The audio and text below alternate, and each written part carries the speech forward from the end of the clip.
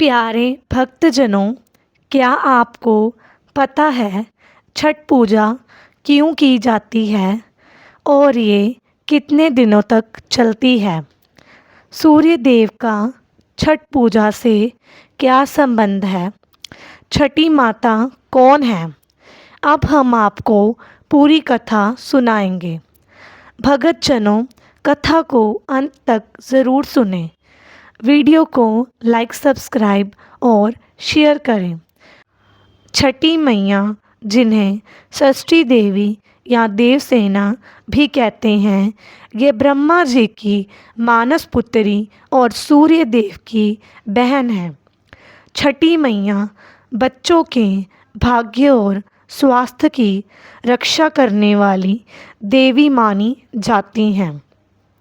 उन्हें भगवान शिव के पुत्र कार्तिकेय की पत्नी भी माना जाता है।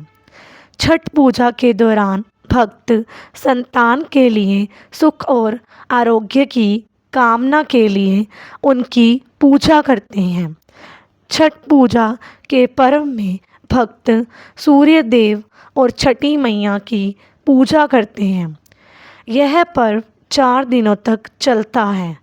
बिहार, उत्तर प्रदेश, मध्य प्रदेश और पश्चिम बंगाल में बड़े श्रद्धा भाव से छठ का पर्व मनाया जाता है। यह व्रत सब कठोर व्रतों में से एक माना जाता है। छठ व्रत की सबसे बड़ी खासियत यह है कि इसमें व्रती महिलाएं पूरे 36 घंटे तक निर्जल उपवास रखती हैं। वह बिना जल और अन्न ग्रहण किए सूर्य देव को 2 बार अर्घ देती हैं। पहले डूबते सूर्य को, फिर अगले दिन उगते सूर्य को। इसी के साथ यह व्रत पर्व पूर्ण होता है। छठ व्रत के पहले दिन व्रती महिलाएं किसी पवित्र नदी या तालाब में स्नान करती हैं और शुद्धता के साथ व्रत की शुरुआत करती हैं।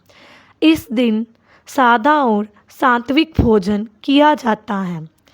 व्रत के दूसरे दिन, खरना के दिन, व्रती पूरे दिन निर्जला उपवास रखती हैं।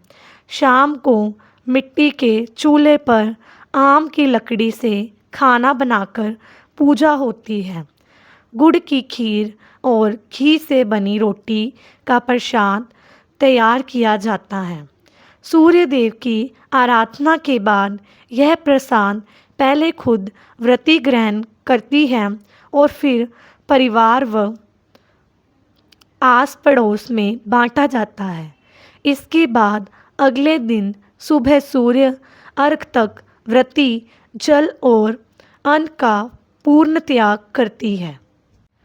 व्रत का तीसरा दिन सबसे भावनात्मक और महत्वपूर्ण दिन होता है।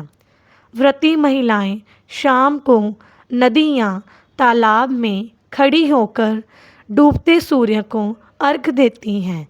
पूरा परिवार व्रती के साथ घाट पर उपस्थित रहता है और सामूहिक रूप से सूर्य देव की आराधना करता है। व्रत के अंतिम दिन उगते हुए सूर्य को अर्घ दिया जाता है। इसी के साथ 36 घंटे का निर्जला उपवास पूरा होता है।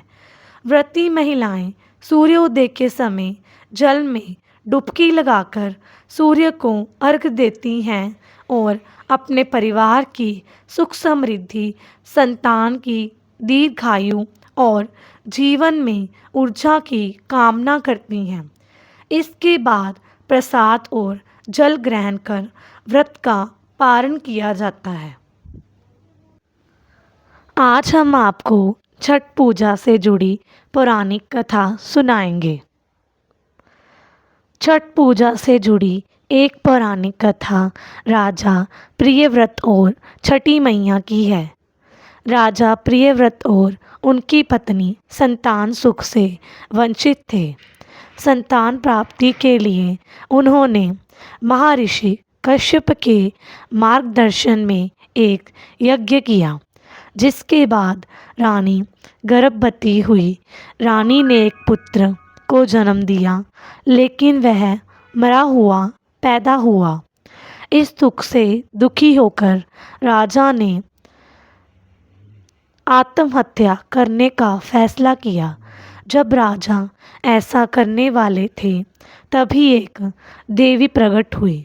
उन्होंने खुद को ब्रह्मा की पुत्री और सृष्टि देवी बताया। उन्होंने राजा से कहा कि यदि वे दूसरे लोग भी उनकी पूजा करेंगे तो उन्हें संतान सुख की प्राप्ति होगी। राजा ने देवी के कहे अनुसार कार्तिक मास की शुक्ल पक्ष की षष्ठी तिथि को विधिवत पूजा की और उन्हें एक स्वस्थ पुत्र प्राप्त हुआ। तभी से इस दिन छठी मैया की पूजा की परंपरा शुरू हो गई। छठी मैया की द्रौपदी से जुड़ी छठ पूजा की कथा के अनुसार, जब पांडव अपना राज्य खोकर वनवास में थे, तब द्रौपदी ने सूर्य देव और छठी मैया से परिवार की रक्षा और समृद्धि की कामना की थी। उन्होंने अपने पुरोहित धौम्य ऋषि की सलाह पर छठ का व्रत रखा था, जिससे प्रसन्न होकर सूर्यदेव ने उन्हें आशीर्वाद दिया और पांडवों को उनका राज्य वापस मिल गया। छठ पूजा का संबंध सीता माता से भी है। पौराणिक मान्यताओं के अनुसार त्रेता युग में भगवान श्री राम और माता सीता ने छठ व्रत का पालन किया था। रावण पर विजय प्राप्त करने और 14 वर्ष का वनवास पूरा कर अयोध्या लौटने के बाद उन्होंने सूर्यदेव का आभार प्रकट करने के लिए यह व्रत किया। जो भक्तजन पूरी श्रद्धा से मैया छठी की पूजा और व्रत करते हैं, उनकी सभी मनोकामनाएं मैया पूर्ण करती हैं। घर में सुख समृद्धि आती है। बच्चों को मैया अपना आशीर्वाद देकर दुख और कष्टों से दूर रखती हैं। कमेंट में जय छठी मैया ज़रूर लिखें। मैया आपकी सभी मनोकामनाएं पूरी करें। छठी मैया की जय।